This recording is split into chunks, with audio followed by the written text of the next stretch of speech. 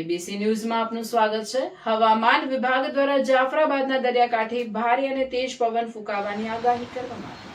હવામાન વિભાગ દ્વારા જાફરાબાદના દરિયાકાંઠે ભારે અને તેજ પવન ફૂંકાવાની આગાહી કરવામાં આવતા જાફરાબાદ બંદરે 3 નંબરનું ભયસૂચક સિગ્નલ લગાવ્યું છે। દરિયો તોફાની બનવાના કારણે બંદર તંત્ર દ્વારા સાવચેતીના તમામ જરૂરી પગલાં લેવામાં આવ્યા છે અને માછીમારોને દરિયો ન ખેડવા સ્પષ્ટ સૂચના આપવામાં આવી છે। આ ઉપરાંત સમુદ્રમાં વહી રહેલા તેજ પવનને ધ્યાનમાં રાખીને સુરક્ષાના ભાગરૂપે તમામ બોટ સુરક્ષિત સ્થળે ખસેડી લેવામાં આવી છે।